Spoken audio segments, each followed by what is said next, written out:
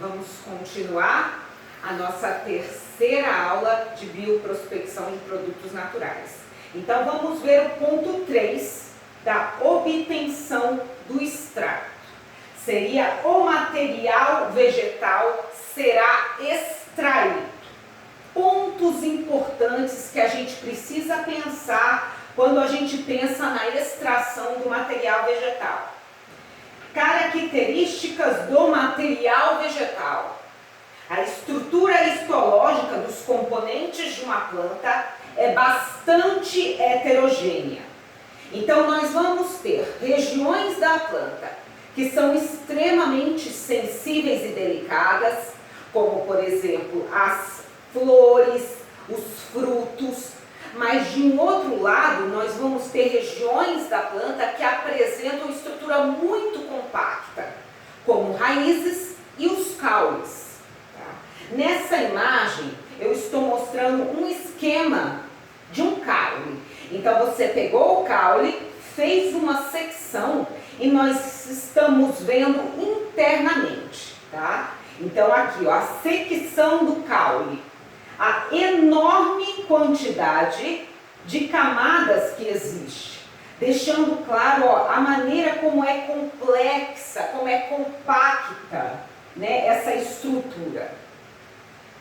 Nessas outras imagens, nós vamos ter também regiões internas da planta. Essa daqui é a região interna da raiz e essa daqui é a região interna da folha. Pegamos a raiz, fazemos também um corte e nós estamos enxergando a região interna da raiz. A região interna mostrando que na raiz ela apresenta muitas camadas, mas não na mesma quantidade que o caule. E essa daqui é a região interna da folha. Então uma secção da folha que nós estamos vendo internamente. Nós percebemos camadas muito mais delicadas, tá? Não tem aquela enorme quantidade de camadas extremamente compactas.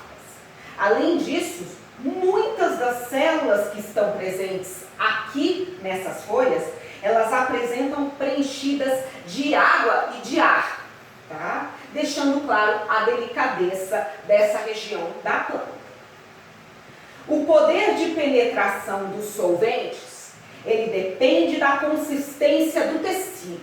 Então isso influencia diretamente na eficiência da extração. Então, como eu falei para vocês, se vocês têm uma parte da planta, tá, que é mais delicada, o processo de extração ele vai ser mais eficiente. Se nós temos regiões das plantas que são mais compactas, a eficiência no processo de extração ela é muito mais difícil. Outro ponto importante a respeito da extração é o grau de divisão do material vegetal. Quanto mais rígido o material a extrair, menor deve ser a granulometria do material vegetal. No geral, o aumento da área superficial conseguida pela diminuição da granulometria do material vegetal, favorece uma extração mais eficiente. Então aqui também deixando claro que se você tem o seu material vegetal moído, o processo de extração ele vai ser muito mais eficiente.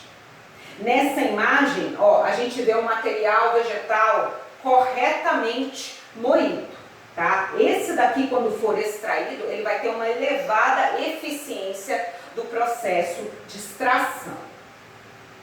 Outro ponto importante, o meio extrator, solvente. O solvente escolhido deve ser o mais seletivo possível para conseguir extrair somente as substâncias desejadas ou em maior quantidade. A seletividade depende da polaridade. Então aqui, quando você pretende escolher o solvente que você vai utilizar no seu material vegetal, você precisa pensar qual é a substância do seu interesse. Se a substância que você quer extrair é uma substância apolar, você vai escolher um solvente apolar. Se a substância que você quer extrair, ela é polar, você vai utilizar um solvente que é polar. Então, no caso das substâncias apolares, você poderia utilizar o solvente hexano. E no caso das substâncias polares, você poderia utilizar como solvente o álcool metílico. Essa aqui é uma imagem mostrando os diferentes tipos de solvente que você pode utilizar, tá? Com diferentes polaridades, para que o processo, a eficiência no processo de extração seja o mais efetivo possível.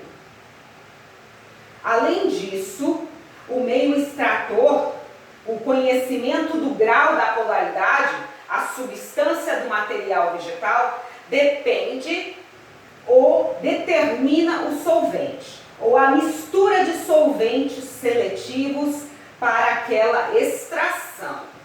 Então aqui deixa claro que ou você pode utilizar um solvente, ou você pode utilizar uma mistura de solventes, tá? Ou você pode utilizar o hexano, ou a mistura de solvente hexano mais acetato de etila, ou ainda você pode variar a proporção dos solventes que você vai utilizar. Então você pode utilizar, por exemplo, acetato de etila e hexano na proporção de 2:1, de 3:1. Tudo isso para que o seu processo de extração seja o mais efetivo possível. Essa aqui é uma imagem mostrando aqui o cloreto dissolvido em água. O que acontece, tá, quando você utiliza um polar, um solvente polar, dissolvendo um componente que também é polar, tá? Então, polar com polar ocorre uma ótima dissolução. Essa aqui é uma tabela onde eu estou mostrando uma diversidade imensa de solventes que você pode utilizar no seu processo de extração. Solvente apolares, tá? O principal que a gente usa seria o hexano, tá? Mas temos outros exemplos. Solvente pouco polares, o acetato de etila, a acetona, são alguns exemplos desses solventes pouco polares. E temos aqui exemplos de solventes altamente polares. Exemplo, etanol, metanol e até ácido acético. Essa aqui é uma imagem onde eu estou pegando, tá, o nosso material vegetal. Dentro dele tem as substâncias que você vai utilizar no seu estudo. Você junta, tá, em um recipiente o seu material vegetal com o seu solvente. E aí, após os diferentes procedimentos, os métodos de extração, vai ser retirado do seu material vegetal, ó, e formado um extrato com as substâncias que você vai trabalhar. Outros pontos que também são importantes: o pH do líquido extrator, extração de alcaloides, substância alcalina com soluções ácidas. Então, dependendo do pH das substâncias que você quer extrair, você pode escolher um solvente que seja mais adequado. Como está aqui no exemplo, substâncias alcalinas vão ser retiradas com soluções solventes que são ácidas. Além disso, devem ainda ser consideradas a toxicidade e risco no manuseio, a estabilidade das substâncias extraídas e a disponibilidade e custo do solvente, tá? Entre essas, um dos principais fatos seria a respeito da toxicidade, tá? Você precisa utilizar um solvente que seja efetivo, mas ao mesmo tempo ele não pode ser tão tóxico. Essa aqui é uma imagem onde a gente vê aqui, ó, diferenças no pH, tá? Desde aqui substâncias mais alcalinas até as substâncias mais ácidas. Substâncias alcalinas vão ser retiradas com solventes mais ácidos.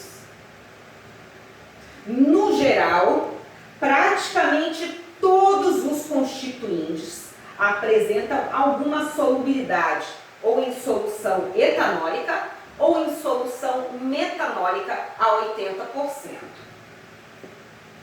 Quarto, eu vou dividir isso aqui numa outra parte da aula.